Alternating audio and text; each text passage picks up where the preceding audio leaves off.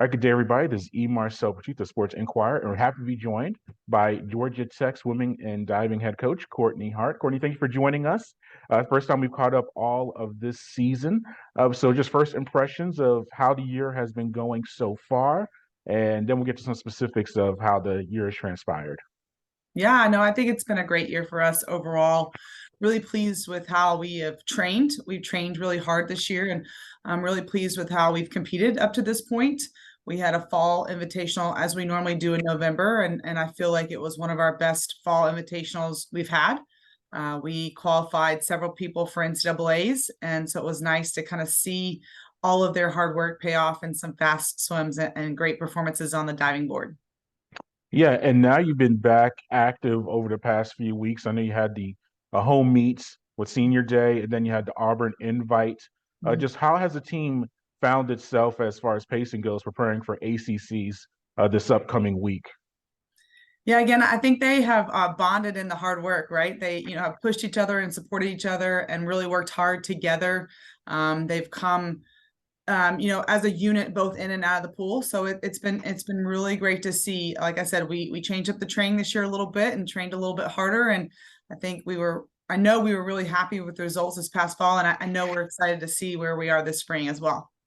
What changed with the training? Was it something you saw during the summer or the fall? Like what led to those changes, and what were those changes?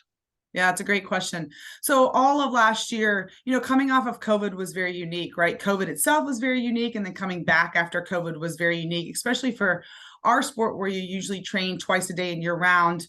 We were pretty limited during COVID, trying to kind of break up the team so that, not everybody was together in the locker room.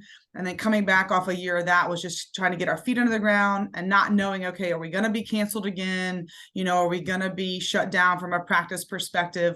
And so kind of taking all that into consideration, but also where our team is now, we've grown and we've gotten more competitive. And so I wanted to kind of take a look at that. So this summer, I kind of redid our training structure. So on Tuesdays, Thursdays, and Saturdays, we train event-specific type training. And what that means is each day there's different events that we work on. And every Monday, we as a staff meet and talk about each and every single athlete and where they should go that week. And then I email it out at noon that day so they know where they're going that whole week. But we got really more specific in event training. And I think it's really helped us grow and get more competitive. Yeah, and before we get to some of the specific swimmers, and this early part of the spring season, technically that's what it is in college athletics. Yeah. You had Yeah. some swimmers at the Worlds in December. Yeah. What was that like for those swimmers, and how does that help them preparing for the season and then just building the brand? And we have the Olympic logo in Yeah. your background. So, Yeah. what was that experience like for you as a coach, and then for those swimmers to be on that international stage? Yeah, I think anytime you can compete internationally, it helps you get better, right? Because you're with different competition, it's an elite level competition. And so anytime you can swim at those competitions and compete at those competitions, it really helps gain your confidence. And so we did have several athletes that went to Worlds, which was awesome. We did not send a coach there this time. It was in Australia, a little bit different timing. We stayed in touch with the athletes in terms of making sure they were ready, and they were representing their country. So they had their country coaches there as well. And so, but anytime an athlete can compete internationally, I think it helps them gain their confidence for ACCs and NCAAs. And so I was really happy. They did a great job. Some of our Turkish swimmers broke national records. And so that was fun. And again, built their confidence, which is what we always want to do. How do you work with the international coaches? Do you allow them to kind of handle their own swimmers when they're in their respective countries? Or do you how do you work that relationship? Do you just Yeah. let coaches have their own thing, or do you still have interaction with your swimmers when they're at these international events? Well, we certainly still have interaction with the swimmers, but I will say, much like when a swimmer goes home, even in the U.S., their club team, we really let them work with that team and that club coach, because we don't want to go in and say, this is what you should be doing against, what everybody else in that club is doing or what everybody else in that country is doing. So, we want to make sure that when they do travel and when they do go places, they're taken care of first and foremost, and they are still in communication with us. And if they want practices or want, thoughts, and we'll obviously give that. But if they're going somewhere with their country or their club team, we also really, rely on that club coach and that country coach to help them out while they're there, because they're part of that team at that time. Yeah, and now preparing for the ACCs, how do you have so many swimmers on your roster, and I'm sure all of them need pool time in some form. How do you balance that out? Because you look at the results. You mentioned you had to meet against like Carson Newman. You may see some swimmers, but then they don't swim in the Auburn meet. Yeah. How do you weigh that out? Is it more of you want the competitive swimmer, maybe the higher level swimmers to be in the higher level competitions, or do you just throw everyone in there? Everyone gets 2 or 3 meets, within their schedule. How do you balance all of that? Because it is a large roster. Yeah. Great question. So for our dual meets, we can travel anybody that's, academically eligible and team eligible. So we do try to race everybody during our dual meets. And the great thing about, swimming is its times. So as it comes to select our championship team, which for ACCs, it's 18. That's an ACC conference rule. So we only get 18 swimmers and 3 divers. So John Ames, our diving coach, selects the divers, and then we as a staff select the swimmers. I make the final decision, but it's really a staff conversation. But it is only 18. And so the great thing about swimming is its times, right? Like, you know what the times are, where you stack up in the ACC, where you stack up at the NCAA, across the board, because, times are in the computer. They're, easy to see. And so I will say it does get difficult, because you're looking at people that can swim in multiple events, people that swim on relays. So really trying to put the best team together right now in February is our goal as a staff. Yeah, and how do you balance that out as well? Do you have a specialist or two that does only one discipline, or do you like to have a swimmer that could do 3 or 4, maybe not as strong, but maybe get some points in individual, but when the relay comes, that a particular, whether it's the breaststroke or backstroke or a particular leg they are really strong at, how does that come into play? Yeah, that's a great question. So we have relays are double points. So those are really important to us. And so we take a look at that. Ideally, an athlete would swim 3 individual events. That's the most you can do. You can swim 3 individual events of 4 relays or 2 individual events of 5 relays. So a little bit of a combo there. 7 is the max, 3 individuals is the max. And so we really would love swimmers that can score in 3 events. Obviously, the more points you score, the more, for your team, but also, in terms of rankings for ACC, we need as many points as possible to continue to be, again, top 5 for men. And we're looking to be top, 7 or 8 for the women this year. And so we're, we got to build up those points, and it takes multiple events and multiple scores to do that. Yeah, and who have been some standout swimmers for you this year? I know you like to keep it as a group theme, but who have been 1 or 2 that have had some strong performances, or you're looking forward to having a strong run coming up at the ACCs? Sure. So I think first that comes to mind on the women's side is Deniz Ertan. So she's a freshman from Turkey. I think she's ranked top 10 in the country in all 3 of her events. So she's been fun to kind of watch, not only transition to college, but really make an impact on our team immediately. That's been fun to watch. Mackenzie Campbell, who's been an NCAA qualifier for us, has had a great year, senior year. So, we're excited to see what she can do.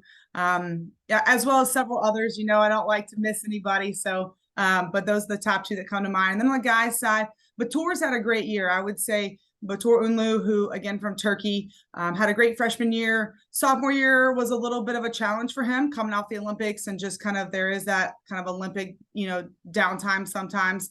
But he is refreshed and ready to go this year, and has just done a fantastic job, not only training, but also competing. And so I'm really happy that all of his hard work is coming off, and, actually helping him in terms of his confidence level, but seeing the rewards from all of his hard work has been great. Obviously, Ruben Lechuga on the diving boards for us is a fantastic diver, and NCAA qualified for us, and so we're excited to see what he can do in postseason as well as many others. I'm super excited for all of them. I know you guys asked for a few, and so I give you a few, but I'm really excited to see where everybody is right now. And as a goal as a coach is always to, have your athletes achieve their goals. And so, I hope that happens here in the next couple of weeks for all of our athletes. Yeah, you mentioned we've spoken to Mackenzie before. It was an upperclassman. You mentioned you have a freshman standout from Turkey. Mackenzie, we've spoken to from the United States. What's that like so you have a freshman international student and then a senior upperclassman from the United States. How's that build a dynamic of the team, having so many different elements on one squad. I'm sure it's a lot of languages spoken and just a lot of different cultures exchanged. Yeah, I think we mirror the Institute really well in that aspect for our team. So the Institute is very diverse, and I love that.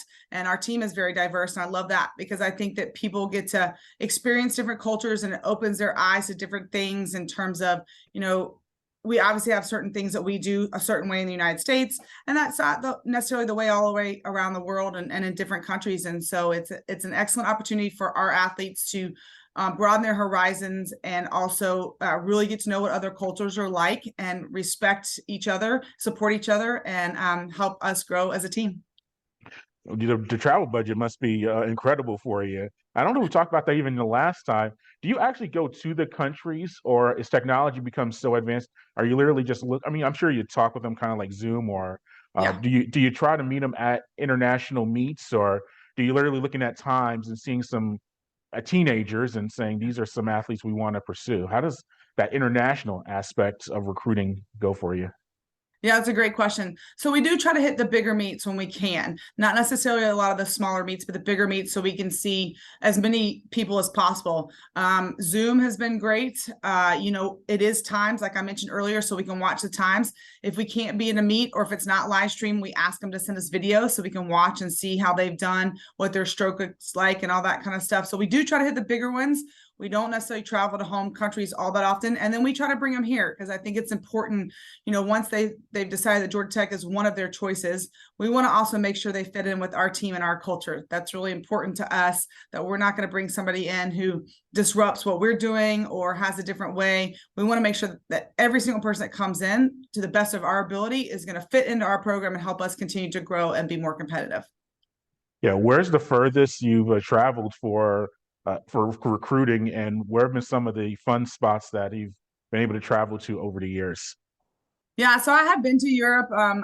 We've sent coaches to China. We've sent coaches to, let's see, where's the last one? Hungary. So I've sent a couple of the assistants out. I'm actually going to the Cayman Islands this summer. I'm excited. There's a flower sea swim in the Cayman Islands. There's a couple good Cayman Island athletes out there. So that should be a fun, easy trip. And so I'm really bummed we actually didn't get to go to Australia this year. It just didn't work out with finals and other meets and a training trip. And it was just a busy time of year, but hope to get back there soon. Have you been to Australia for recruiting? I know you could probably competed there, and that's a big rivalry, United States and Australia in the Yeah. pool. But have you Yeah. been able to recruit there and like spend some time getting some athletes?